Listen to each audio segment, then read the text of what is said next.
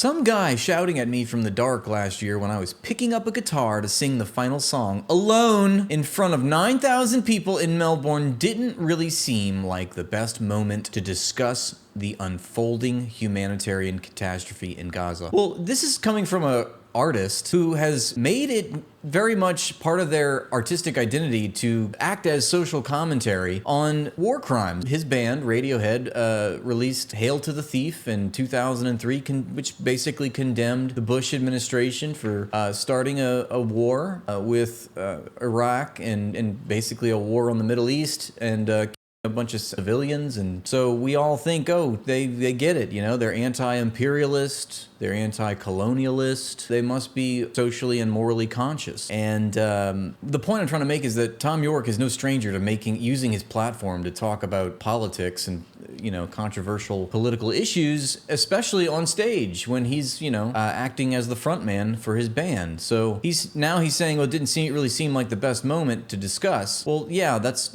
never a good moment to discuss when you are complicit in a genocide, when you are, you know, complicit in the sense that you're staying silent about it, when you could be using your platform to sway people's minds and get them to pay attention and perhaps put an end to the atrocities. So when would be a good time for Thom Yorke to discuss the genocide in the Gaza Strip? I really want to know, if not in front of his audience. But yeah, it doesn't seem like the best time to discuss it because you're on the wrong side of it, Thom. So then he goes and scrolls, right? He goes doom scrolling and sees just how bad that looks. Afterwards, I remained in shock that my supposed silence was somehow being taken as complicity, and I struggled to find an adequate way to respond to this and to carry on with the rest of the shows on the tour. Oh my God, the burden of this millionaire artist, hundreds of millions of dollars in his bank account, and he did not know how to carry on with the rest of his tour. I mean, God forbid. And so slowly, after paragraph 2, I'm beginning to realize that Thom Yorke is the victim here. Let's not forget. That silence, my attempt to show respect for all those who are suffering and those who have died. Yes, so here we got, you know, in so many vague, obscure words, we're both sidesing this. He's showing respect for all of those. So what does that tell you? He's trying to say the people that died in Israel and the people that died in Gaza, right? And to not trivialize it in a few words. Yeah, free Palestine, it would be trivial, you know, using your platform to say free Palestine. He wouldn't even have to say a few words. All he'd have to do is do what Coldplay did, which is wave the flag. Well, Green Day even went a step further as to change the lyrics of their songs to raise awareness about Palestine. That silence has allowed other opportunistic groups to use intimidation and defamation to fill in the blanks, and I regret giving them this chance. So he's really upset that people came after him for this, in other words, and he's been hurting because of these so-called opportunistic groups. And he regrets that. The only thing he regrets is the fact that people are coming after him for it. That's, wow, so brave. This had a heavy toll on my mental health. So he's the victim. We have to know this. Page 2. I would hope that for anyone who has ever listened to a note of the music of my band, or any of the music I've created over the years, or looked at the artwork, or read any of the lyrics, that it would be self-evident that I could not possibly support any form of extremism or dehumanization of others. All I see in a lifetime's worth of work with my fellow musicians and artists is a pushing against such things, trying to create work that goes beyond what it means to be controlled, coerced, threatened, to suffer, to be intimidated. And yet here he is, falling in line with the Zionists. And instead to encourage critical thinking beyond borders, the commonality of love and experience, and free creative expression. Well, what about people that aren't privileged enough to have borders, safe and secure borders, Thom? What about people that are literally being occupied and oppressed by an occupying force? He's showing some enlightened centrism towards the slave owners too. Okay, the slave owners are also hurting. For others, let me fill in the blanks now so we're nice and clear. Oh, I sense a little passive aggressiveness. So we're all nice and clear. Okay, Mr. Snide Yorke. I think Netanyahu and his crew of extremists are totally out of control, so he's gonna play the bad apple defense and need to be stopped. Okay, but Ariel Sharon, by that admission, would have been A-okay, all right? The fact that he's known as the butcher of Gaza, any of the predecessors of Israeli government. So Menachem Begin, Yitzhak Rabin, Yitzhak Shamir, Golda Meir, who said, we will never forgive them for making us their children, countless others. They were all good. It's really just the right-wing extremism of the Netanyahu coalition. So I think Netanyahu and his crew of extremists are totally out of control and need to be stopped, and that the international community should put all the pressure it can on them to cease. Their excuse of self-defense has long since worn thin and has been replaced by a transparent desire to take control of Gaza and the West Bank permanently. Well, this was not exactly, 20 months later, this was not exactly a secret or a mystery, Thom. We've been knowing for a very long time, even before October 7th, that their entire plan, since the state of Israel was given an international birth certificate by the UN in 1948, we have known that Israel sought to establish the greater state of Israel and literally occupy the entire Middle East. And that has been made known for many decades. And even in its inception, going back to Theodor Herzl in 1894, writing in his diary about his wet dream of Zionism, establishing a national home in some ancestral land, which they hadn't decided yet, because it wasn't a foregone conclusion that it would be Palestine. It could have been some other place. But now we're, made to believe that it only could have been there. Well, that's not what early Zionist leaders said. That's because we live in a material world and they had to be able to get away with certain things, right? So you do what you can get away with, what you can accomplish. So he's saying their excuse of self-defense has long since worn thin. I wonder what his long since worn thin means. Like, how long ago? Because international law makes clear that their self-defense stopped in 1967, which coincidentally was a year before this schmuck was born. So for the entire life of Thom Yorke, he has lived only and has only known a world in which the international institutions that exist to preserve diplomacy have all condemned Israel for the illegal occupation from the territorial acquisition gotten through an aggressive and preemptive war in June of 1967. He tries to single them out. I believe this ultra-nationalist administration has hidden itself behind a terrified and grieving people and used them to deflect any criticism, using that fear and grief to further their ultra-nationalist agenda with terrible consequences, as we see now with the horrific blockade of aid to Gaza. So it's like, how long did these people need to be put in the pressure cooker to really start, okay, finally I have to say something? I mean, it's been 20 months and the furthest that Thom Yorke has moved is to call out the prevailing regime, the prime minister himself. This is just the absolute most comfortable human being we're listening to air out his grievances of having to face some public scrutiny for his complicity, for his co-signing of a genocide, for his silence, and for his defense. I mean, this is all defense. I mean, to be neutral in the presence of a genocide is choosing the side of the oppressor. You can't be neutral to fascism. That just enables fascism. And that's the point with liberalism, is that it's neutral to fascism. It doesn't oppose fascism. The people think that liberals can save us from fascism. Why? That's literally not how the world works. There's only one opposite to fascism, Just like there's only one opposite to darkness, there's only one opposite to negative. Liberals are the fascism. I would agree with that. And when you say such an oxymoron as a liberal Zionist, there's no such thing. It's a settler colony. That's why I'm anti-American, because America is a settler colony. We wiped out the indigenous people here. There's never a justification for that. And on top of that, we also brought over another indigenous people that we had enslaved. I mean, it's just the worst shit you could possibly do. But that is the culture that we have been grown up in. That's the culture of the entire world for the past 400 years. It's all that has reshaped, literally redrawn, geopolitical borders, redrawn the world. That would be settler colonialism, culturally, politically, economically, geopolitically. So it's not surprising that the world's most successful artists, the world's most successful anything, will toe that line, will apologize for it and make excuses, like we see Thom Yorke doing that right here. It gets worse, though. Let's keep going. So he basically says in this third paragraph that Israel, what's the implication here? Israel is using its own people as human shields. They've hidden themselves behind a terrified and grieving people, which I'm assuming he means the Israelis, of which I do not agree with, and use them to deflect any criticism. I don't even know if that's true. I mean, if that's what he's saying, because the only people, I mean, he's using Palestinians as human shields. Mossad is in the chat. Really? What's up, Mossad? Hey, Mossad, I want $100 million too, okay? I want a shadowy donation of 100 mil.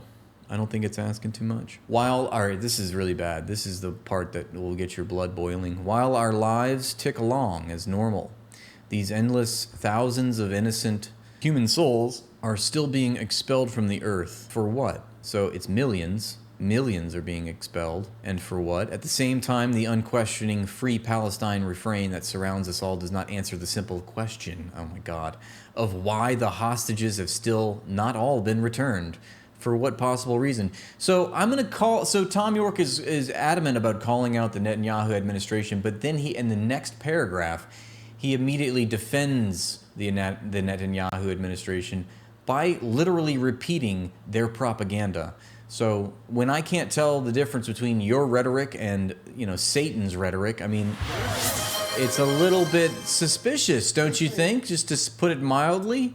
Yes, he says, please return the sausages. I mean, the guy is a moron. I mean, to say this, to think of yourself as smart and then say this absolute drivel is pretty remarkable 20 months into a genocide. I mean, there's obviously the framing of release the hostages, release the sausages is a silly rhetorical point, for so many reasons, okay? Because we're talking about occupied people who are being held hostage. These are the hostages, the 2.3 million people or thereabouts, which is an ever diminishing number, living in that enclave, that besieged enclave, which is under international law recognized as an illegal blockade and occupation. They are the hostages, Thom Yorke. And for you to play both sides and talk about what the supposed crime of the opposition, the people that are facing annihilation and they're trying to do something to cry out to the world, hey, we're here and we're dying slowly, can please somebody help?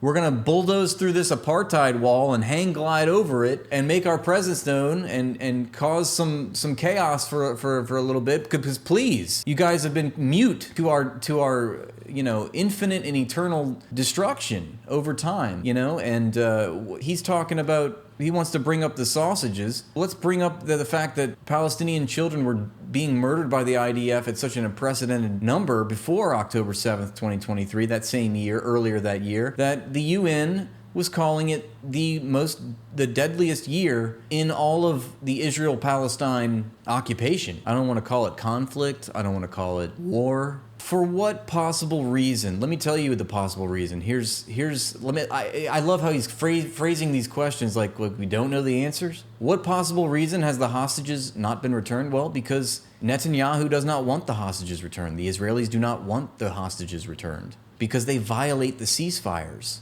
Because the only bargaining chip that Palestine has to get Israel to stop bombing them, stop occupying their land, stop killing them, stop annihilating them, is to capture some of their civilians and bring them back into the Gaza Strip, okay? And another thing is, here's another question, if you want to go back step by step, why are we talking about those supposed hostages and not the hostages that are kept in Israeli detention camps and torture camps that number tens of thousands? These are tens of thousands of Palestinians that are being detained. This is all before October 7th. They were being detained without due process, literally hostages. That's what that is. You kidnap these people, you put them in torture camps, and you hold them there indefinitely. That's a hostage. People are kidnapped, and there's way more of them.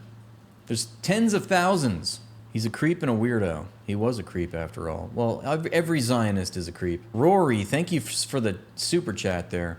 Doesn't hostage imply a demand? Yeah, and there's it's well known, it's well established by governments that the way that you get hostages back is not by bombing, continuing to bomb. You don't get it through violence, But that's exactly what Israel's objective was. They're gonna bomb their way out of this situation. They're gonna, he's just going to bat. He says he condemns Netanyahu, and then he goes ahead and runs D for Netanyahu. And I don't want to be like, well, he's in a band with the guitarist. His wife is Israeli, and I'm sure he has connections to Israel. No, fuck all that. Like, grow a spine, especially somebody like this person who is supposed to be, all the things that he said he was in the first slide. Or in the second slide. Why did Hamas choose? Hamas had a choice. Why did Hamas choose the truly horrific acts of October 7th?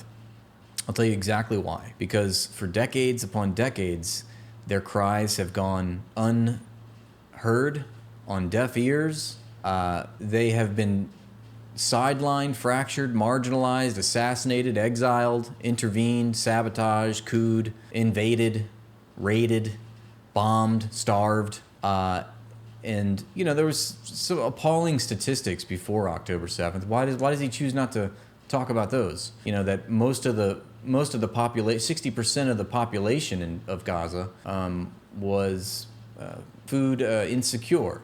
Like, most of the population of Gaza is food insecure before October 7th, something like 60%. Their access to clean water was like a small, paltry percentage. I think they had like 1% of the water in Gaza was clean. Tell me why, before October 7th, 99% of Gaza's economy came through an informal tunnel economy, through the black market. They had to smuggle in 90% of their clothing, their food, most of the food. The majority of the food that went into Gaza had to be smuggled in through tunnels under the Rafah border. That is a fact. When you see your family slaughtered, when you see your cities destroyed, remember in 2014, Operation Protective Edge, when Israel last mowed the lawn, it leveled Gaza to such a destruction that UN experts claimed that it would take 147 years just to rebuild Gaza back to where it was in 2014. And that was a full decade. Before October 7th. And the other thing is that he's long known this, 2016, there was a boycott movement, and they got grilled for playing in Israel and Tel Aviv, but they did it anyway. There's a really great interview of Roger Waters, who I have to tip my cap to, because I'm not a big Pink Floyd fan, but I really love Roger Waters, and he grills Thom Yorke about all this. Yeah, and to answer Thom Yorke's question, why did Hamas choose the truly horrific acts of October 7th? Because they understand something that you don't. That when you're facing a savage, imperial, occupying ethno-state who has left you with the only option of militantly opposing what they're doing, because every other peaceful chance to reform and gain political agency and political and national rights and a right to self-determine and a right to peaceful, secure borders has all been smashed by the occupying force. You are left with the one last option, okay? And this is something that Mahatma fucking Gandhi understood, but escapes Thom Yorke. And he was perhaps the world's most well-known pacifist, okay? I'm not saying that Mahatma Gandhi, I agree with everything that he stands for or what he was about. I'm just saying that let's just take a very, surface example here, a very obvious example, that people understand that when they're, facing their own annihilation. International law understands this. We could talk to international legal experts that could, have read the UN Charter, for example, have read the universal humanitarian laws, which are administered by the International Committee for the Red Cross. They would be able to tell you that resistance is justified when people are occupied. You say that, Israel's right to self-defense is worn thin. It's never been legally applicable. No moral right can trace back to an illegal wrong. Ancient Greeks understood this, Thom Yorke. So why did Hamas choose the truly horrific acts of October 7th? Why did Israel choose to occupy stolen land ever since 1967? Why has Israel ever since 1967 denied the international consensus and not vacated the occupied territories, which they are being urged to do every year? Every year it gets voted on. I wonder if he knows that. But I can't tell this rhetoric from Prime Minister Benjamin Netanyahu speaking to Congress last year. when he said that it was a bright blue day. People were praying and, people were going to music festival. Everything was perfectly peachy, and Hamas, they just did this crazy thing. The answer seems obvious, and I believe Hamas chooses to hide behind the suffering of its people in an equally cynical fashion for their own purposes. I mean, it's like saying, why did the Jews rebel in the Warsaw Ghetto? I think they're just equally as cynical. The Jews were trying to, what could they hope to achieve with those truly horrific acts in 1943 when they rebelled in the Warsaw Ghetto? I mean, they knew they weren't going to win. They knew that it meant certain death. Why would they do it? And yet peaceful people, peaceful, God-fearing people were slain. So the answer seems obvious. I wonder if he could actually tell us what the answer is, because it doesn't seem obvious. It seems obvious to him what his answer is, but what is his answer? You're gonna blame occupied people for militantly resisting their annihilation. Like, what a brave soul. And also that the word equally is especially enraging because he's literally both sidesing this. And this is what common, uncritical, brain-rotten, brain-broken people do when they start opening their mouths talking about geopolitical affairs, is that they equate the domineering aspect as being the same as the aspect that opposes the domination. But they're just the same. Oh, all violence is bad. Well, thank you for condemning the slaves for acting out. I mean, doesn't this just reek of privilege? Obviously, this guy has no idea what it's like to be colonized, to be enslaved, to be denied access to clothing, food, water, to be denied having things like schools and hospitals and airports and homes. Obviously, nobody's gonna bomb Thom Yorke's home this evening. That's not going to happen in a video game. So what does he care? And yeah, I get such disdain for like people that are successful. And it's like, I used to look up to this person, so like I wanted to be Thom Yorke, But the fact that he has such bad morals, it's just like, it makes me question the whole thing. Like, the people that rise to the top in this society are some of the most despicable, cold, unempathetic, soulless, vapid, sociopathic people on Earth. And I don't aspire to be like that. I also think there's a further and extremely important point to make. Social media witch hunts, nothing new on either side. Pressurizing artists and whoever. Oh yeah, stop putting the pressure on me, I'm an artist. Don't forget, Radiohead is the real victim. Ziohead. Racist Ziohead. I know, I will never listen to Radiohead again. And that was like, they made me believe in music again. Like, before Radiohead, I just listened to classical music. Like, I just thought Mozart, that was it, or Beethoven, or whatever. Classical, orchestral music. I don't even like the written word in music. I didn't like songs. And then I listened to Radiohead, and I was like, because I wanted to be a composer, And then I listened to Radiohead songs, and I was like, man, they make me want to, like, write songs. And I can't ever, I'll never listen to In Rainbows again. You thought I was being sarcastic? Oh. What do you mean? You think I was being sarcastic about my love for Radiohead? Or my used-to-be love? I am a Fallen fan. No, I really am. In fact, in 2012, when they came out with King of Limbs, which I didn't really care for that album, but it was the first, I really became a fan after In Rainbows. And then I loved everything they did before that as well. I mean, really, it was OK Computer, but like I didn't really do a deep dive. And then In Rainbows happened, and then I was like, damn, these are great songs.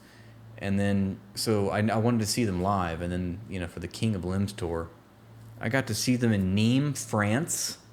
I was front row with a bunch of French people in a Roman Colosseum where they played. And I camped out all day to watch them, get front row, so that night I could be front row for that.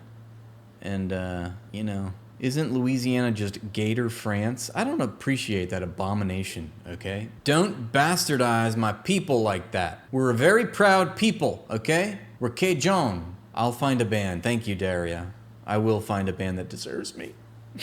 So what is this schmuck saying? Social media witch hunts that pressurize artists, whoever they feel like that, weak. Oh my God.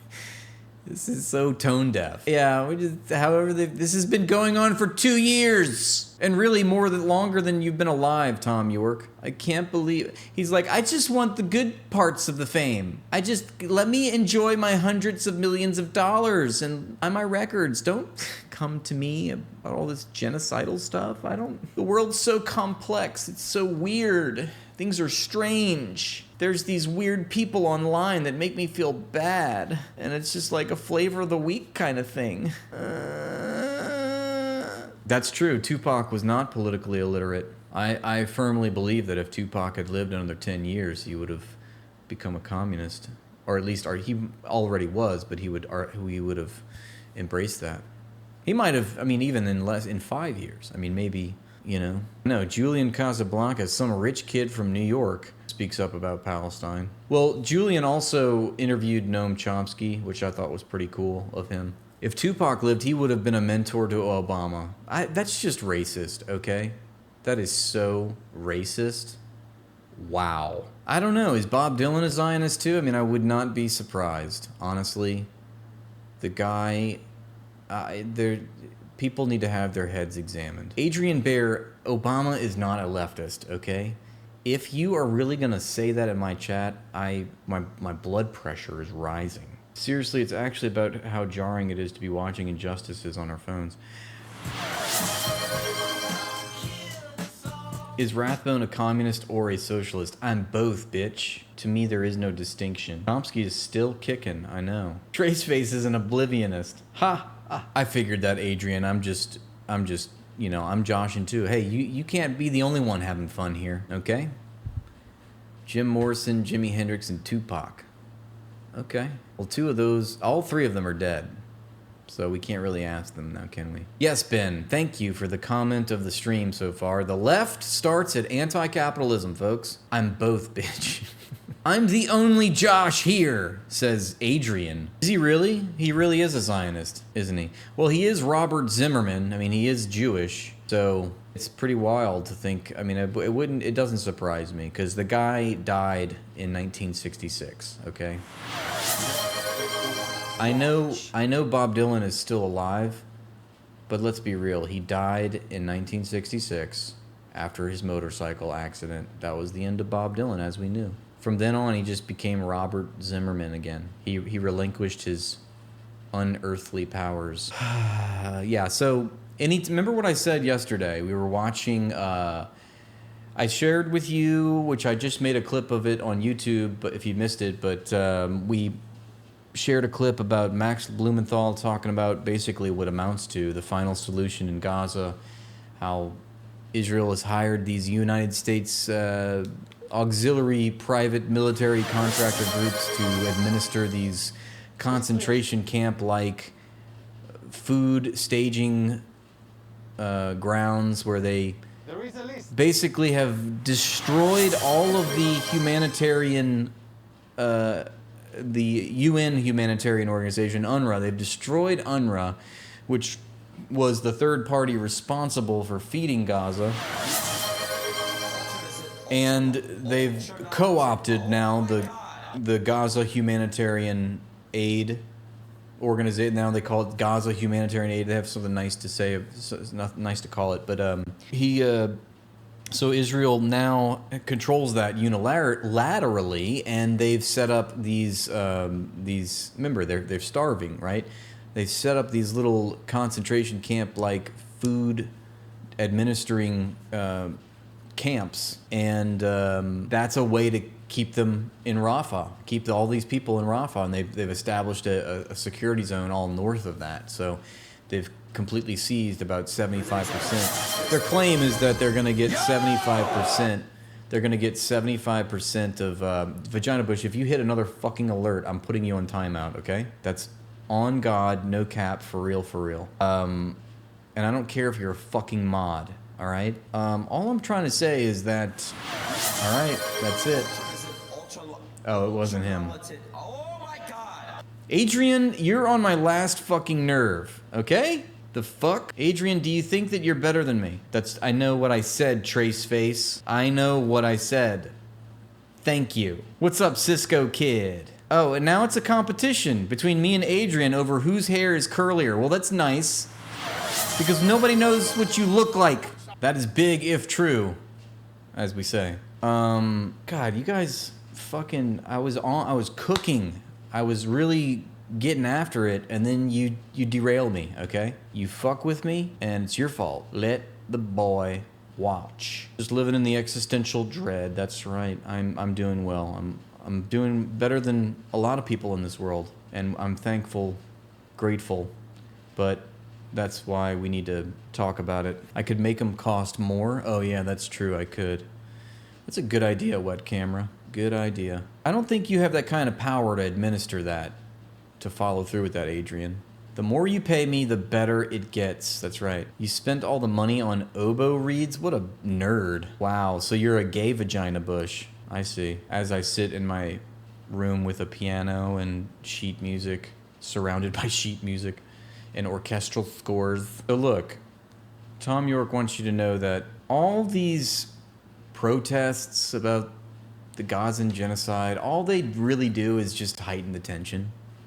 They heighten the tension, they heighten the fear, and they oversimplify what are complex problems. Now, the whole reason that I went on this little rant about what we were talking about yesterday, let me get back to that. It's because we're talking about Safe Reach Solutions is the name of this auxiliary paramilitary private contractor, which is in charge of, like, you know, the security apparatus for this final solution. And they all say that, you know, they all use that word.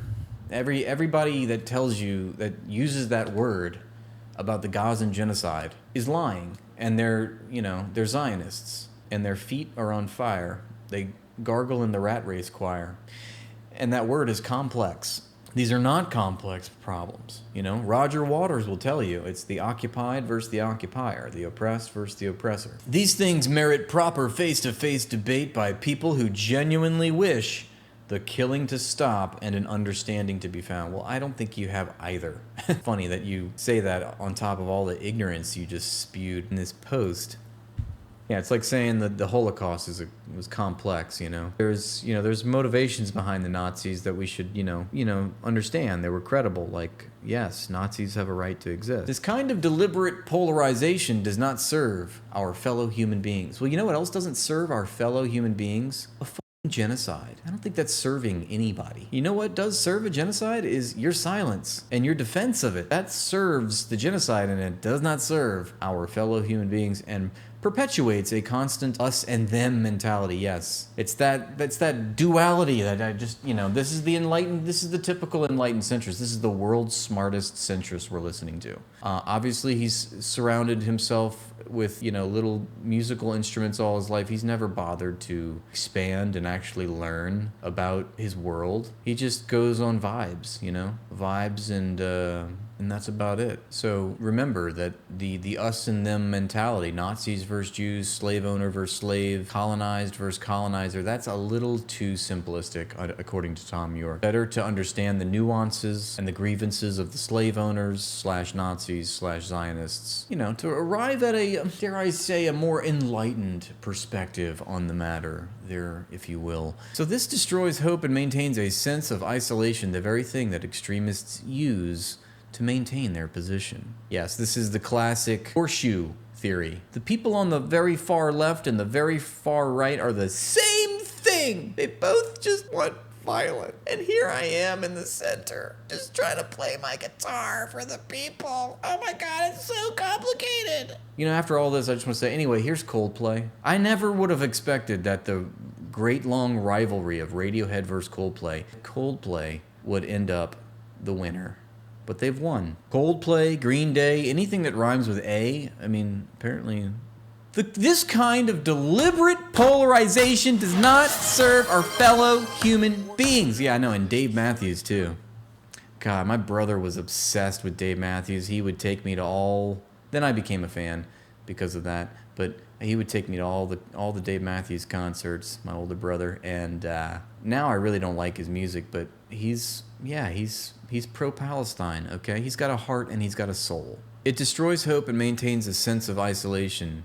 Aw. Maybe he could learn how to disappear completely. Get it? Maybe Thom Yorke is gonna have to learn how to disappear completely. In his sense of isolation, the very things that extremists use to maintain their position. We facilitate their hiding in plain sight if we assume that the extremists and the people they claim to represent are one and the same, invisible. Yeah, this is just the enlightened centrism, I guess. You know, that's what all this amounts to. If our world is ever able to move on from these dark times and find peace, it will only be when we rediscover what we share in common and the extremists are sent back to sit in the darkness from whence they came.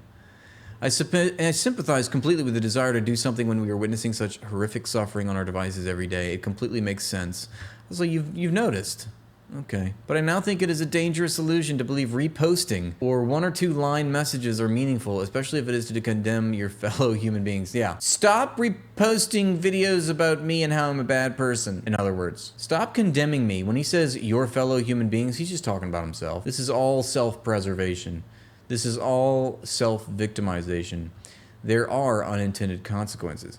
It is shouting from the darkness. That's exactly what that's how he characterized the guy that was standing in the crowd. Some guy shouting at me in the dark. So yeah, this is all about just that personal interaction. It's all about his own, what he's going through, his mental health, what he's had to endure, what he's had to burden himself with. It is not looking people in the eye when you speak. It is making dangerous assumptions. Stop assuming that I'm pro-genocide. I just clearly went through 8 slides of ranting where I prove to you that I'm defending the genocide and telling you that a genocide is very nuanced and complex, okay? It is not debate and it is not critical thinking. That's very true. What you just wrote is not critical thinking. Importantly, it is open to online manipulation of all kinds, both mechanistic and political. What is the alternative? I can't answer that easily. Yeah, of course we know that. I do know in communities around the globe this subject is now dangerously toxic. Oh my goodness, the toxicity surrounding the Gazan genocide, I can't believe. Imagine how toxic it is in the Gaza Strip, Thom. How dangerous it is in the Gaza Strip and how dangerously toxic it is. And we are in uncharted waters. We need to turn back, yes. Obviously keep everything the same, but like our rhetoric around the issue needs to change. The genocide's fine. It's really just our rhetoric that has turned toxic about it, and we need to really just let's calm down. I'm Thom Yorke. I live in a mansion, and everything's fine for me. I'm sure that to this point, what I've written here will in no way satisfy those who choose to target myself. You mean target you? Target me? Who said that's bad grammar, right?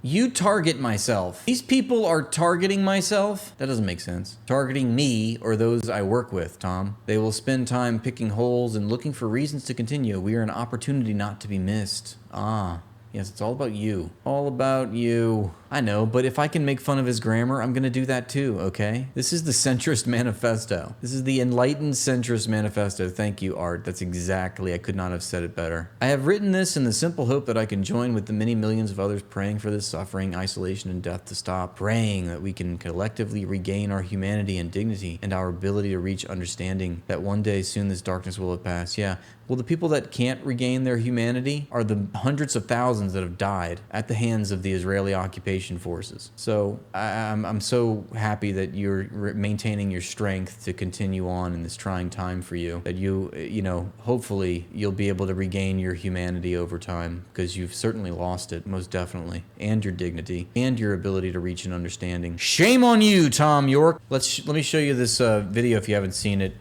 Abby Martin interviewed Roger Waters, and I think Roger was able to give you some insight into the shell of the human being named Thom Yorke. I have been a fan of Radiohead my whole life. I've had my qualms with their stance on Palestine for a while.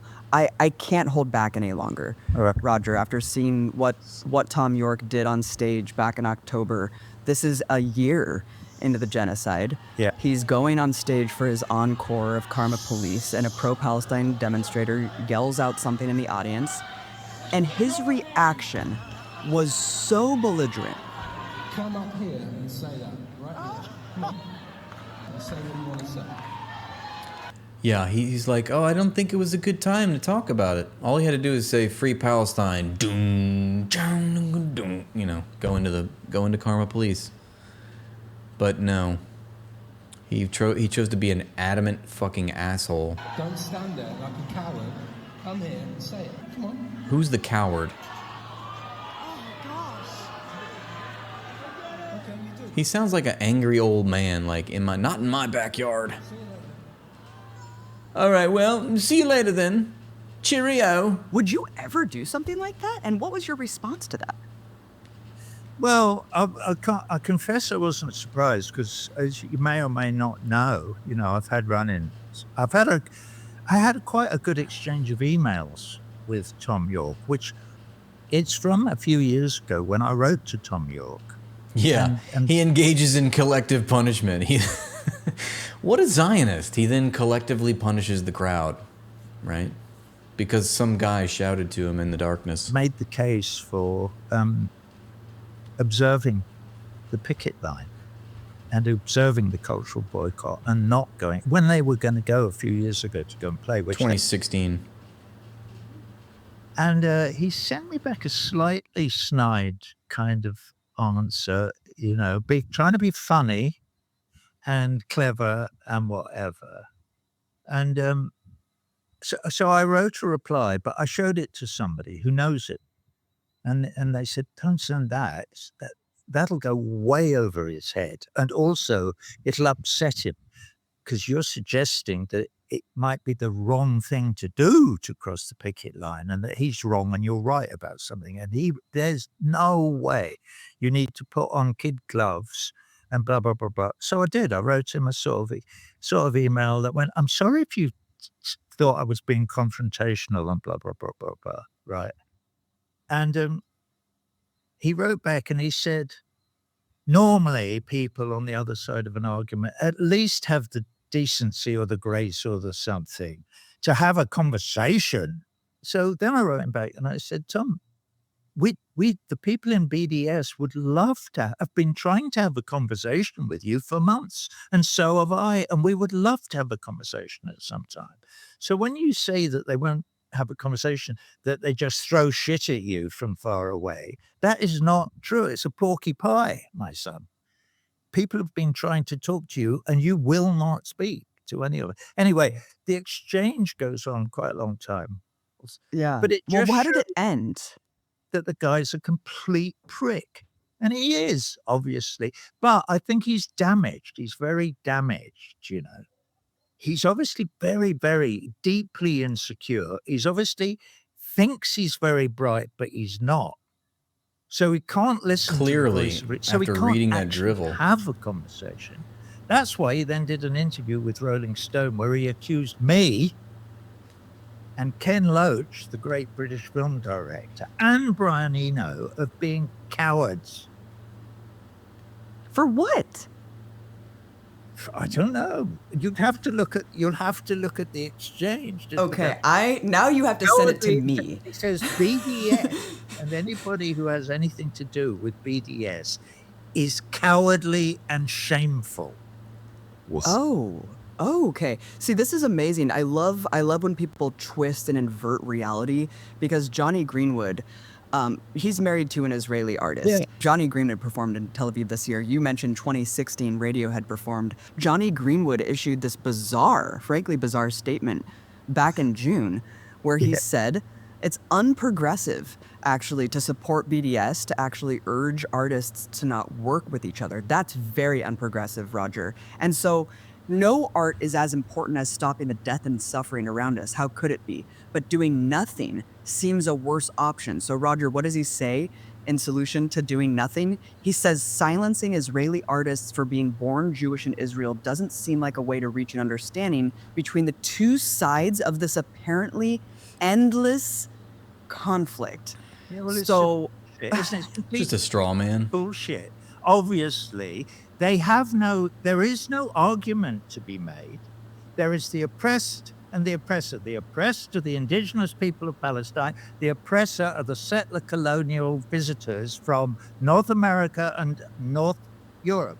That's one thing, okay. The oppressed are murdering. The oppressors are murdering all the oppressed people so they can steal their furniture and their houses and their olive trees and their hills and their streams and their water and their land and their birthright. There is nothing difficult to understand. It is not a conflict. It is a genocide, Thom and Johnny. and you are supporting it. We must ban Israel from all international soccer at club level and international level. We must ban them from Eurovision. They should never have been in Eurovision anyway. Israel isn't in Europe. What is all that about? That's complete nonsense. But Israel must be banned. It has to be sent to Coventry. It is a rogue state, and it is a murderous, genocidal rogue state. This is nothing against Jews. I've got nothing against Judaism. I have nothing against Jewish people at all. I'm talking about the genocidal rogue state of Israel. I mean, That's because Roger is a giga Chad. Roger, can you be my dad? and that's what's so particularly egregious and offensive, I think, to anyone with a brain, Roger, to be told that it's actually unprogressive to support the cultural boycott of Israel, and Look, it's unprogressive to not support the Nazis. that we're the idiots, right? We're the cowards, because what's really progressive and brave is just I know, fucking Imagine Dragons. Like, all the worst bands are pro-Palestine. But I'm happy. I'm happy for that, okay? acting like, yeah, we could just work with Israelis and just pretend like, oh, this is just a seemingly endless conflict. Oh, they'll be fighting forever. But we should just join up, kumbaya, and let's all just hold hands and pretend like there's not an ethnic cleansing campaign. Let's pretend that Zionism is not fundamentally a genocidal ideology. And next year, Johnny Greenwood, you and your Israeli wife can go and buy a seaside apartment in Gaza and live with the other settlers there. And good luck getting to sleep, you. That was fucking awesome. I never saw that last part. What did he call them? You fucking what now? Wanka? You fucking wanka?